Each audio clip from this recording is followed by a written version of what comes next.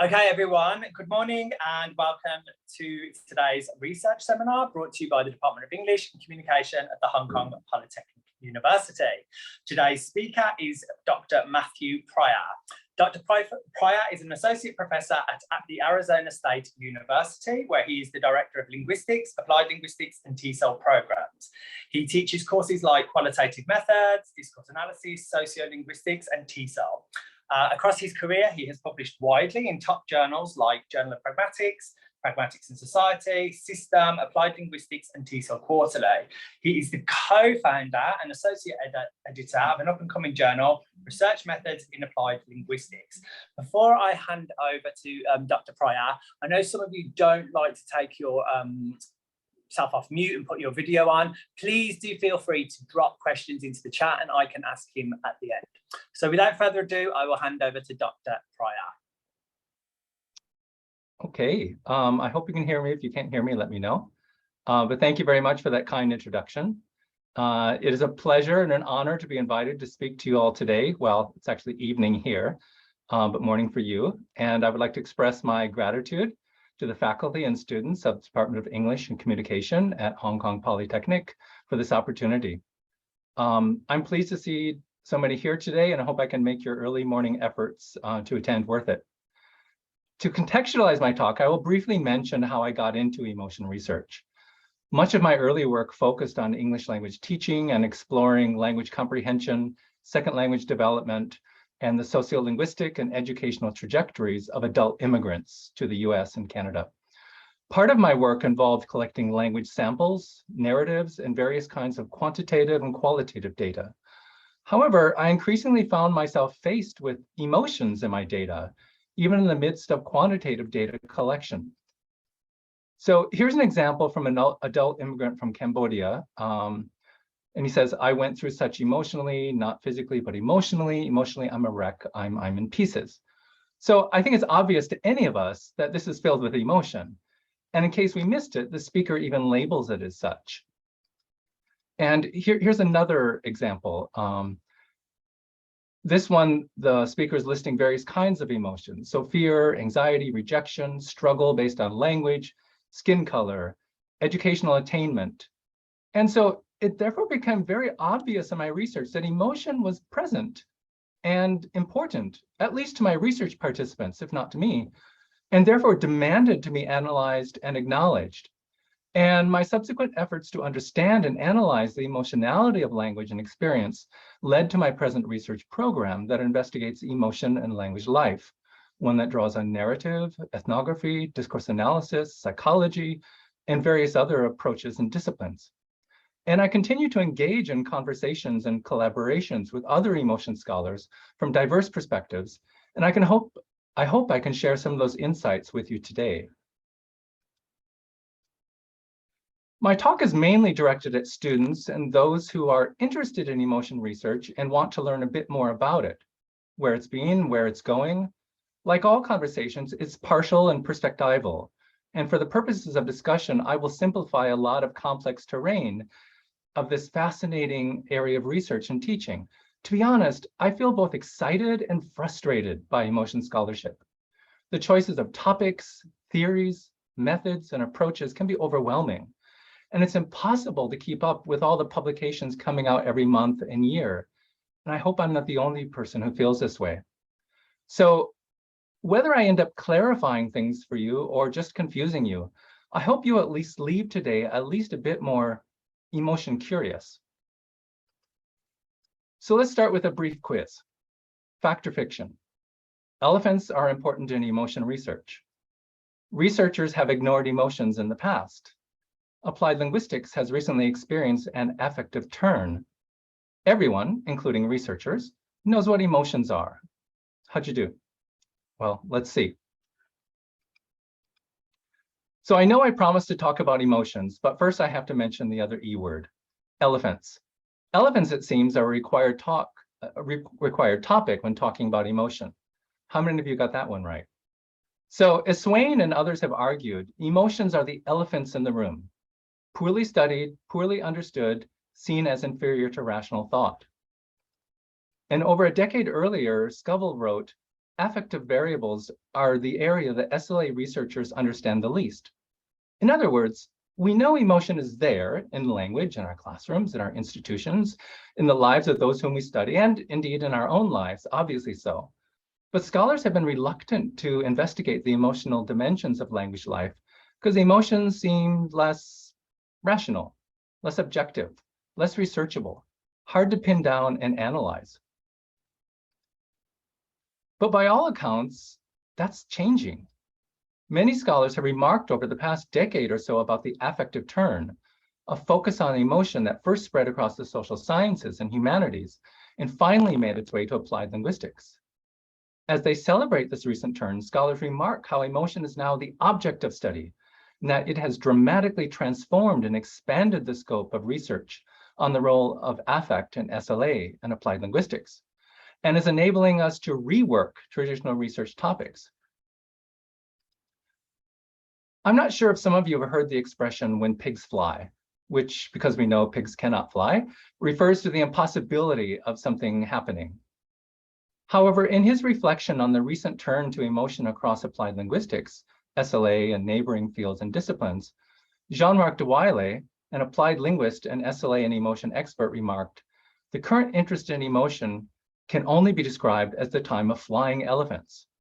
In other words, we are at an important moment in applied linguistics where emotion, the previously ignored elephant in the room, is finally flying and receiving its due attention. Okay, so emotion is now flying free and proud in applied linguistics. Let's celebrate. Just look at a small sampling of publications that have come out in past decades.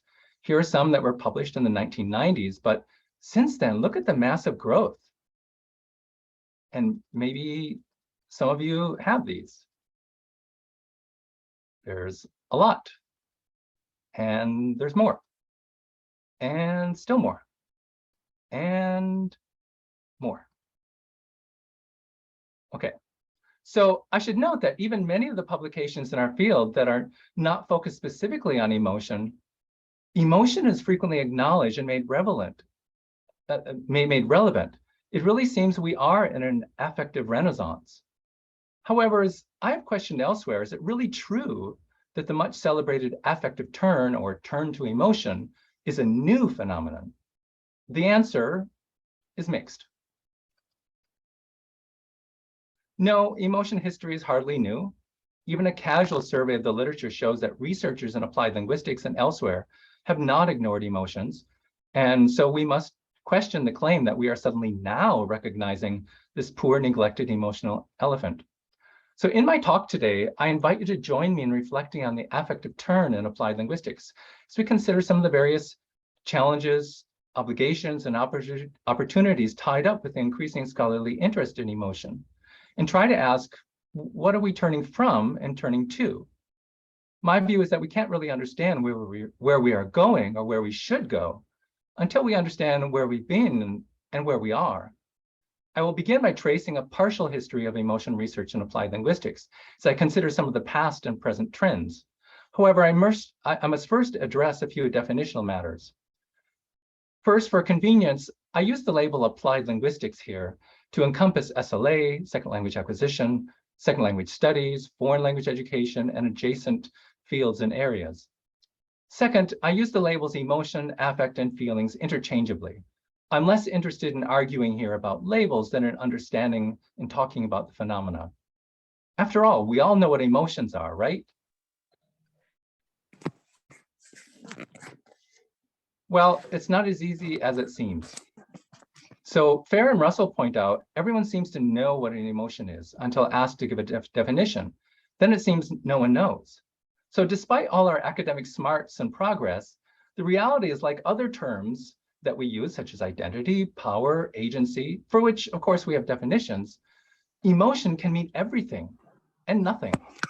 So if you want to create fear in an emotion researcher, just ask them to define emotion. Then wait and watch them panic. There are definitions, of course. Physiological turbulence or change, action tendencies that are not necessarily acted out in subjective experience, transient psychosocial reactions, adapting and coping to events for survival and well-being. For his part, SLA expert Zoltan Dornier wisely recognized the impossibility of the task and simply referred to emotions as a wide range of phenomena that have little in common. But there is a consensus that emotion is made up of many things. So physiological, neurochemical, cognitive, embodied, social, relational, experiential, transient, changing, recognizable, controllable, uncontrollable, and so on. So as Dornier said, a wide range of phenomena that don't always bear much in common. And because emotion is many things, we can only ever apprehend it in part, never in total. So I hope you will recognize just how messy and fraught the terrain of emotion scholarship is. And studying emotion requires us to exercise humility and to come face to face with the limits of our understandings and communicative capacities. We can't always think our way through emotions or emotion research.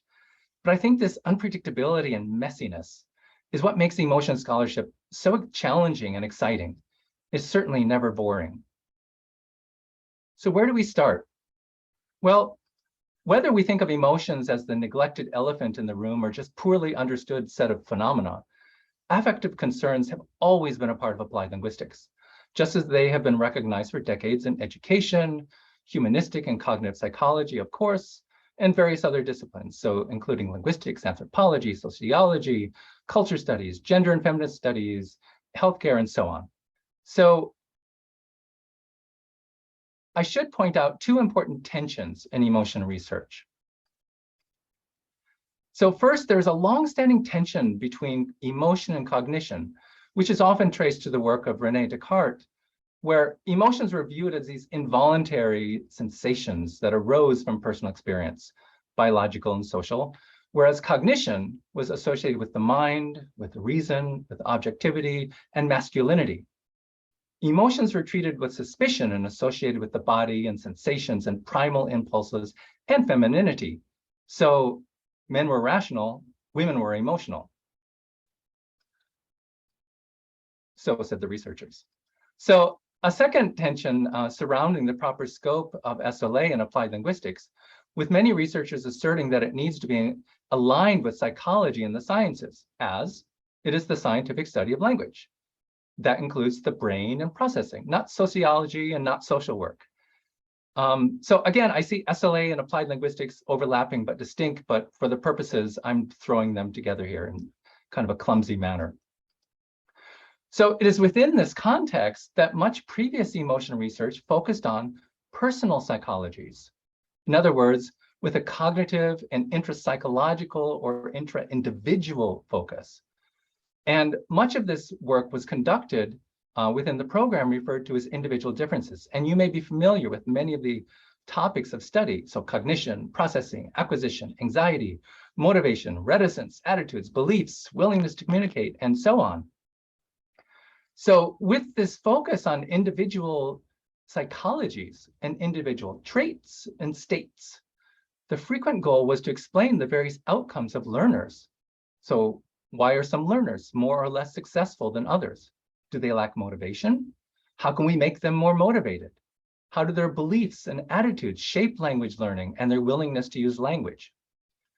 My point here is that emotion was always present in this research, from Gardner's models of motivation, to Horwitz's work on learning anxiety, to research on emotion regulation and how learners controlled their emotions in stressful situations, to the ways that learner beliefs shaped how they approached learning or sought out communicative opportunities, and including Krashen's well-known affective filter hypothesis.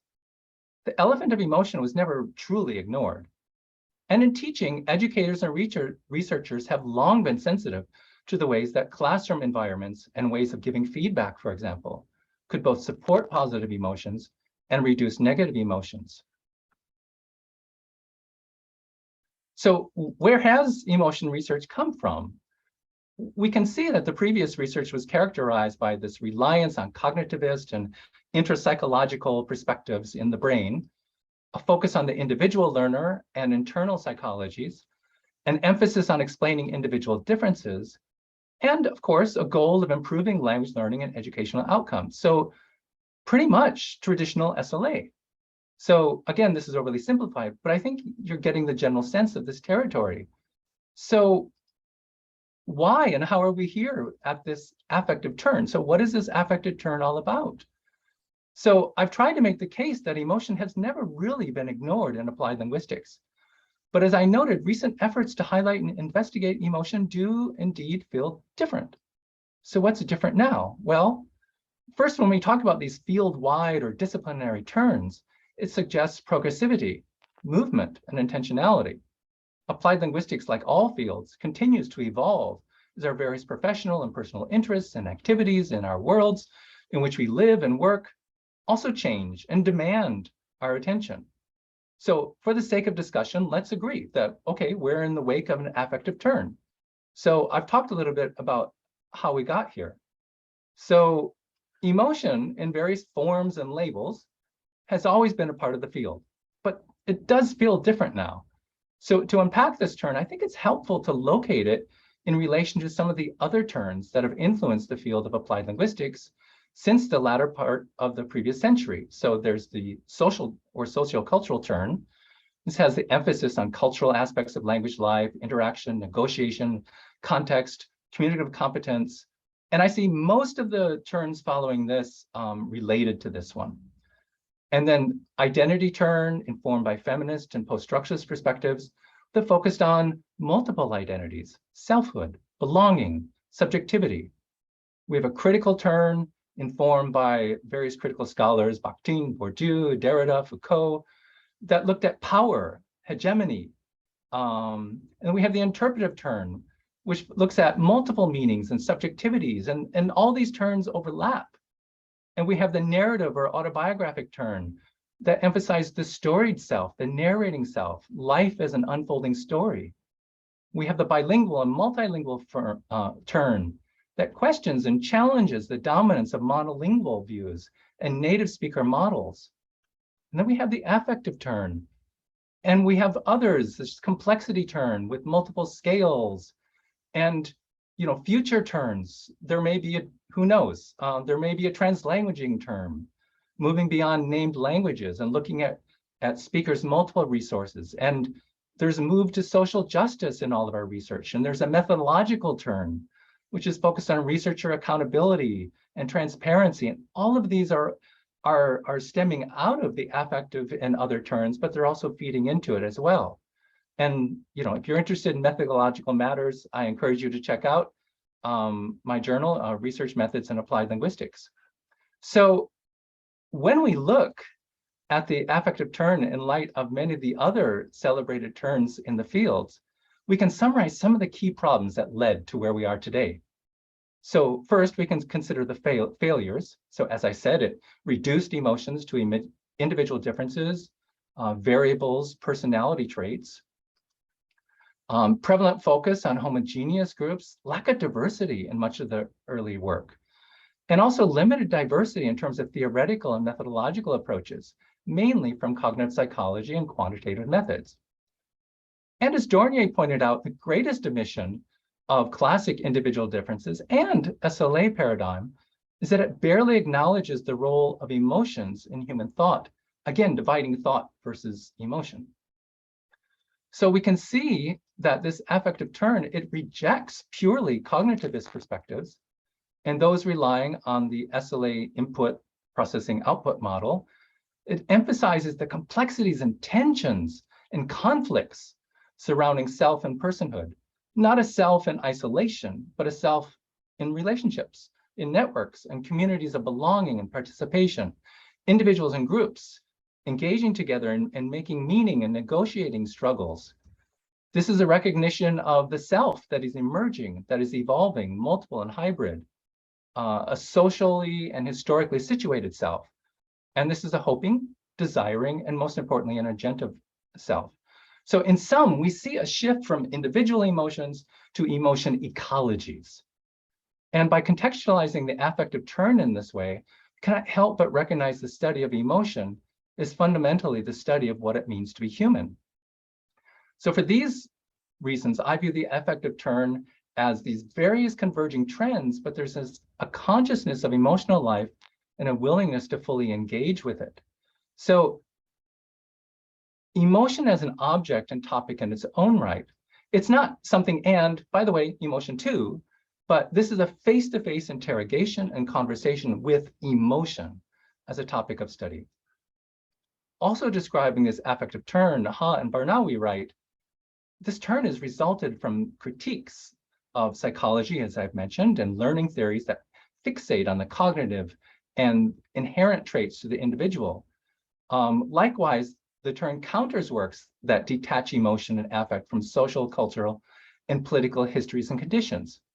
So again, a significant consequence of these developments is a push for more ethical, reflective, and reflexive teaching and research practices that engage with many of the issues I've noted. So this isn't about cultivating self-awareness as a kind of individualistic meditation, but about cultivating other awareness and empathy, feeling with others, thus calling on us to recognize who we are and who we are not, where we and others belong or don't belong, how people, groups, institutions, communities, and ourselves are located and relocated in space, time, and around language and culture. So what should be apparent here is that there is a shift in thinking of emotions mainly as outcomes and responses to our various worlds, but instead recognizing how emotions become a means of critique, resistance, and transformation. So again, we see a foregrounding of emotion, not something and emotion, but emotion as a topic on its own, and a focus on emotion is what makes us human. And we see emotion research as critique, as resistance, and transformation.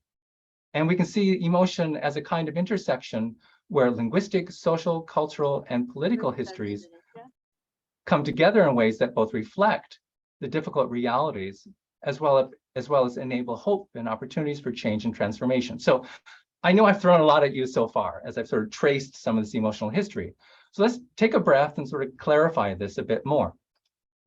Now, I think the Douglas Fir Group's model, and this was created by a group of applied linguists from diverse perspectives, offers a useful heuristic for thinking about emotion, where we've come from and where we are and where we might go, and as well as many other things. So this model offers various intersecting domains and dimensions, but the three levels are what we call the micro level. So this is the individual, their attributes, their resources, their activities, etc. We have the meso level, made up of communities and institutions, of schools, families, relational networks of belonging, participation. We have the macro level of ideological structures, belief systems, discourses, values, etc. Now, as I've said, past work focused mainly on the micro level because, as I've noted, it was interested in intrapsychological or intra-individual psychologies, those things associated with individual persons. So researchers focus on anxiety, motivation, and so on. So this isn't to say that past researchers refused to examine what we call the meso or macro levels of emotional life, but it was mainly the individual students or groups of students that captured their interest. Now, contemporary applied linguistics and emotional research is still interested, obviously, in the micro level of individuals, but it also aims to connect the micro with the meso and the macro, again, to understand the whole person and the emotional and other ecologies in which they're located. As I will show, contemporary emotional research also offers powerful tools for social critique and social change. To better engage with these three levels, the meso, micro, macro, contemporary research has expanded its gaze. Instead of only focusing on language, we now seek to understand emotion repertoires and language users' multisemiotic and multimodal resources. Instead of only focusing on individuals and how they manage their emotions, we also consider the social, cultural, and institutional rules and policies that expect and require some emotions rather than others. Whereas previous research mainly focused on anxiety, frustration, shame, or negative emotions, we also now investigate positive emotions, such as joy and matters of human thriving and well-being. Also significant is the primary shift toward researching teacher emotions and what that means for understanding teachers' professional and personal happiness, success, and challenges, contentment in their chosen career.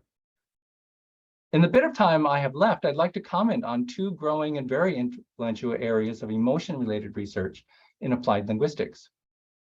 one informed by positive psychology, and the other by post-structuralist, critical, and feminist perspectives.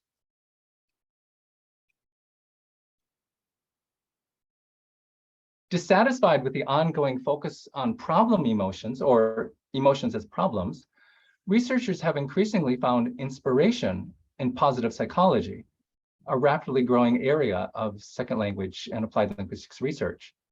In brief, positive psychology aims at promoting eudaimonic well-being. This refers to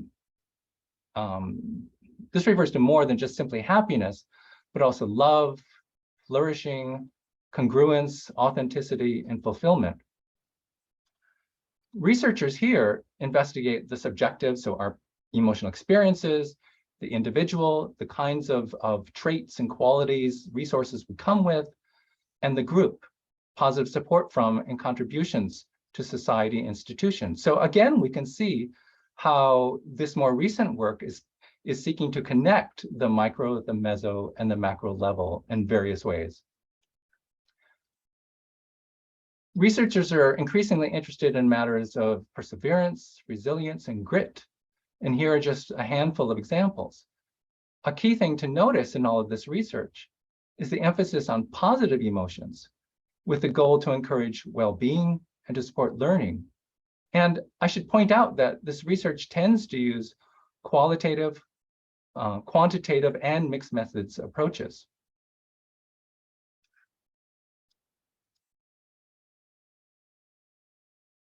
We can see here the goal is to make language learning and language teaching personally meaningful and enjoyable to help learners and teachers become more resilient to various challenges by transforming negative or narrowing emotions to positive and broadening emotions and resources for empowerment and personal growth and change.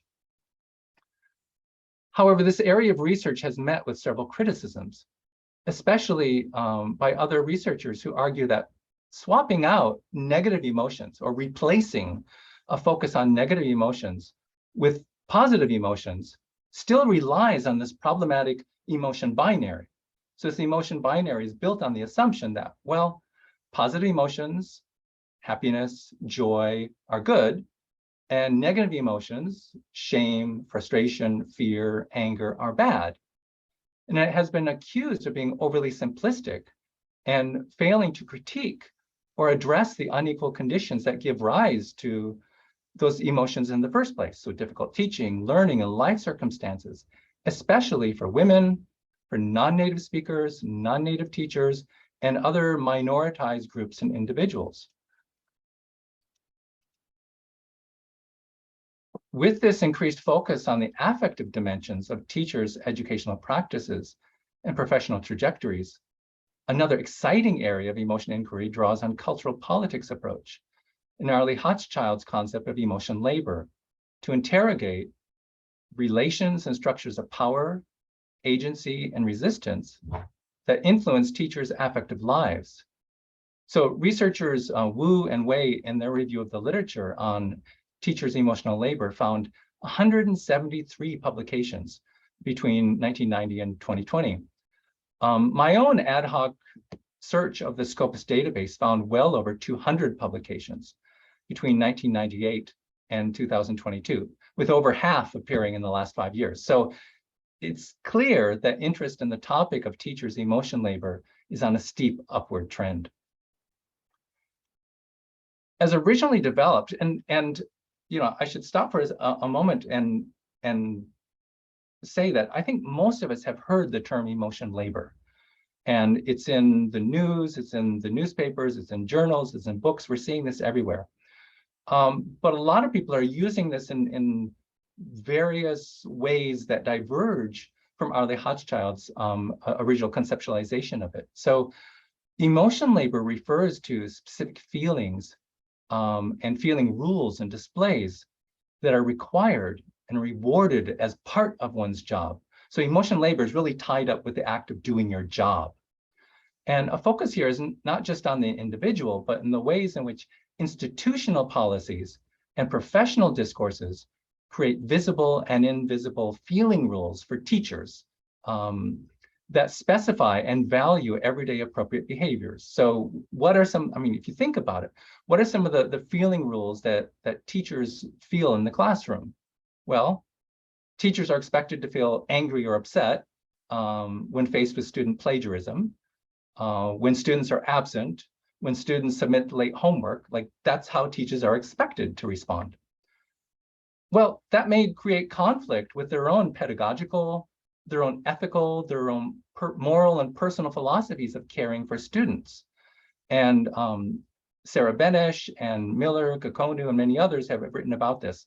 And I should note that Sarah Benesch's work on emotion labor has been especially influential in applied linguistics, and I highly recommend it.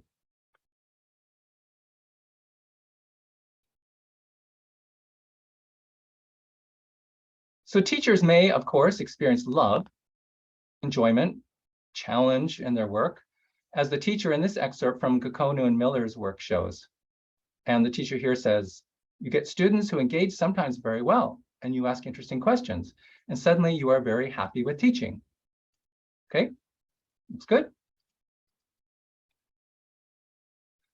On the other hand, the study of emotion labor reveals the personal and professional conflicts teachers face in the course of their duties.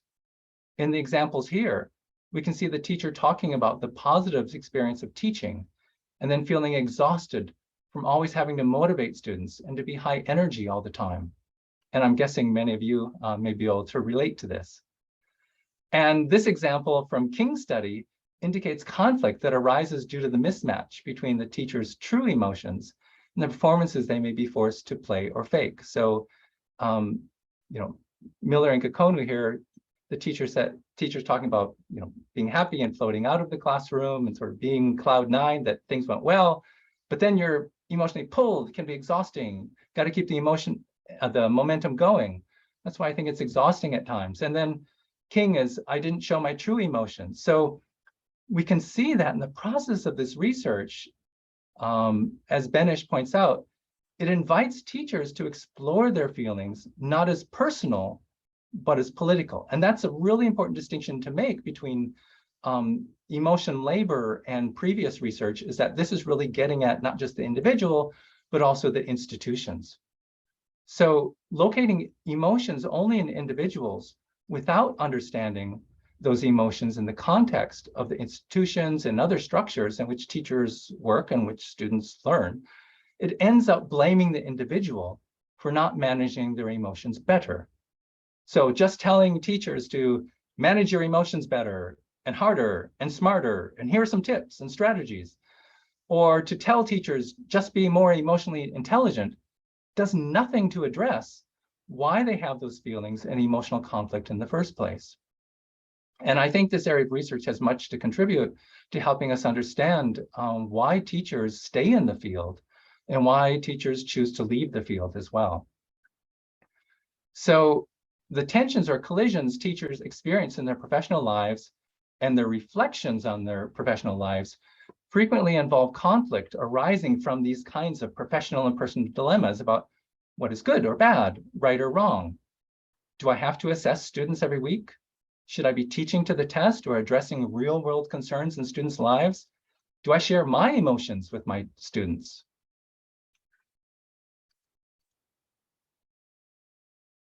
So as Benesch points out, the emotions and emotive tensions surrounding various institutional rules and policies, teachers' requirements and activities, and students' responses can serve as valuable agentive guides to collective action and educational reform. Studying the realities around teachers' emotion labor shows how their professional beliefs, their practices, and experiences come to be shaped and challenged, and thus has important implications for training teachers and keeping teachers, as well as transforming teaching, learning, and the field. Again, it is important to keep in mind that emotion labor is about power. Some scholars draw on related concepts to further theorize and work in emotion labor. Among these are Williams' notions of structures of feeling and structures of experience, and Ahmed's concept of affective economies, which emphasize that emotions do not reside solely in individuals, but are social, material, and psychic, and that they become built up and entrenched and sedimented and expected over time. So Benesh and Ahmed and others have pointed out that emotions become attached to objects, to bodies and signs. So emotions have directionality, and Benesh refers to these as sticky objects.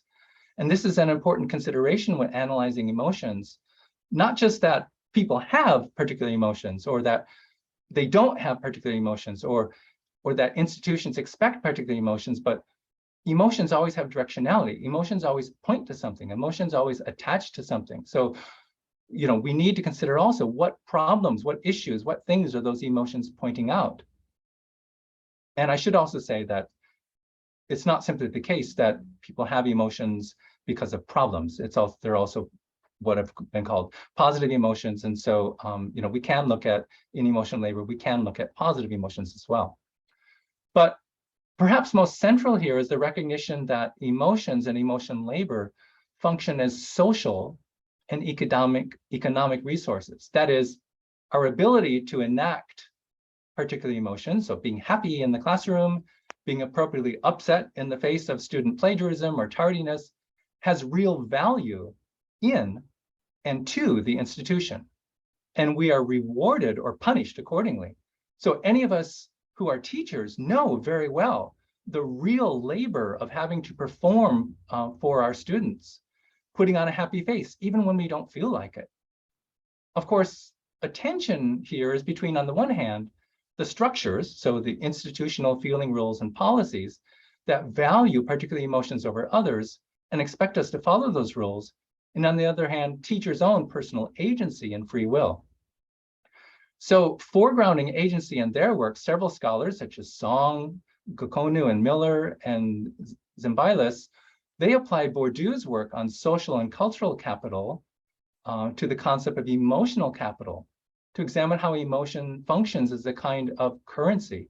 In other words, our emotions and our ability to manage them in ways that serve our students and institutions become means of showing our value, which may be exhausting and come at the cost of our sense of self, authenticity, and real work, and sense of real worth.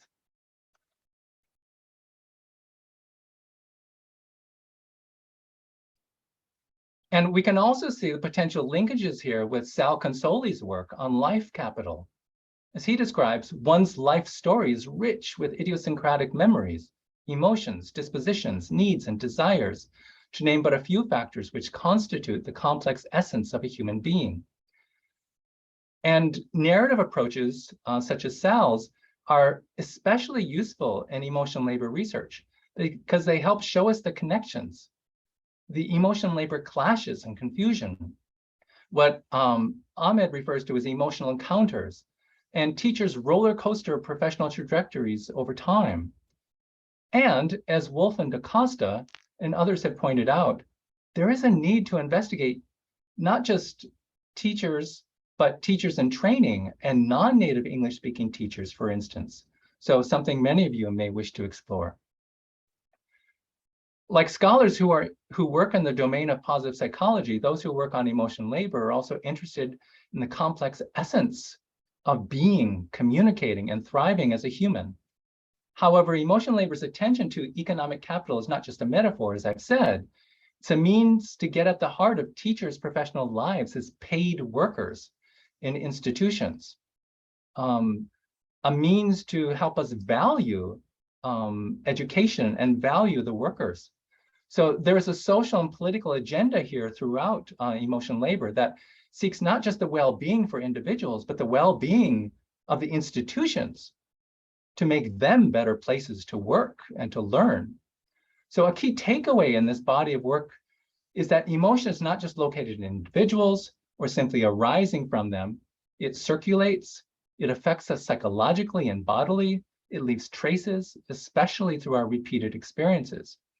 And there is great critical potential here for critical work on emotional labor, especially for researchers and language professionals, who seek to better engage with agency, powers, social justice, and educational reforms.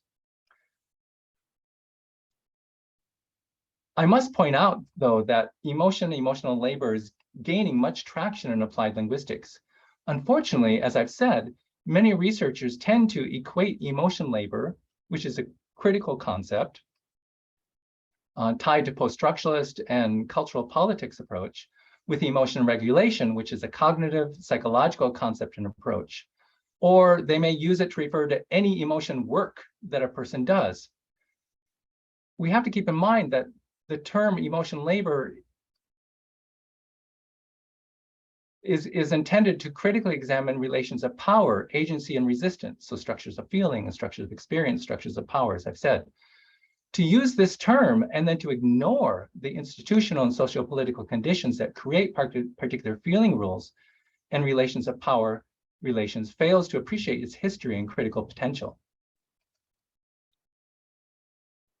So I've covered a lot of ground here, and your brain may be spinning a little bit, but I've tried to separate some of the facts and fictions in emotion research and applied linguistics.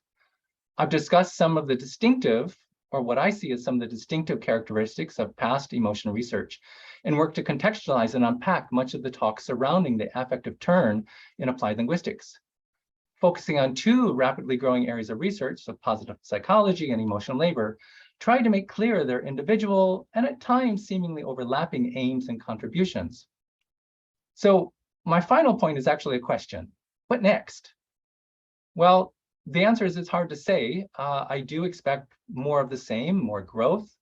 Emotion research will continue to grow broader and deeper as our various collective and individual aims mature. If I had to guess where we might go, and maybe where I'd like to see emotion research go, if I had a wish list, I might put together something like this. I think we will have a continued study of individuals and groups in multi-layered contexts. Again, emotion ecologies, systems. I think we'll see more attention to a wider range of emotions, not just positive or negative. And I think we kind of have to get away from that binary. And also not just Western or European labeled emotions. I think the scope of emotions we've looked at has been very narrow thus far, especially in applied linguistics. I think we'll move beyond named languages to examine the multisemiotic and communicative repertoires. And I see translanguaging research as an important entry point here. So they're interested not just in the fact that somebody speaks Chinese and English, they look at their entire repertoire. I think we'll move and continue to explore conflict and well-being. That includes looking at trauma and thriving, because both of those point to the ideal life that we would like to have, but the realities that we face. I think we'll be open to more epistemological and other kinds of diversity, which includes indigenous and other worldviews and ways of knowing. I think narrative inquiry and ethnographic approaches can be powerful allies here. I think we'll see more methodological innovation to better understand our new questions and to re-examine old ones. So here I see potential of dual ethnography, collaborative and participatory research, and an emphasis on transdisciplinarity. I think we'll become more open to explore emotions in relation to spirituality and religion. And I know many scholars around the world who are weary of compartmentalizing their faith systems from their larger ecologies. I think we'll also see more social justice and transformative work with explicit goals to highlight inequality, create change, improve conditions for life, learning, and teaching. And this includes transformation at all levels, so the micro, meso, and macro, as I've pointed out. For me, perhaps the greatest potential of emotional research is advocacy and social justice. And it is here where we see that emotion labor and critical pedagogy can be allies in this work. And this also speaks to larger developments and efforts across the field of applied linguistics. So is our responsibility as researchers simply to describe emotional realities? I don't think a purely descriptive applied linguistics makes sense, and I don't think a purely descriptive research program on emotion makes sense either. And so I think this is where the applied and the interventionist aims of applied linguistics need to be foregrounded more. So, as conversations have been happening in the field, we're aware that social justice, equity, diversity, inclusion, those are areas where applied linguistics can do better and indeed must do better. We must look more closely at the conditions of teaching and learning, the structures of equity, inequity, inclusion, exclusion, and we also have to look at who is doing the research and who's not doing the research. Also, who is being researched, who is not being researched. And we have to ask the question posed by Lourdes Ortega a decade and a half ago when she said, what and for whom is our research? And here we must also ask, what and for whom is our research on emotion? So I hope you have a better sense of where emotion research has been, where it is, where it might go. And I look forward to hearing some of your thoughts on these things. And thank you, and have an emotional day.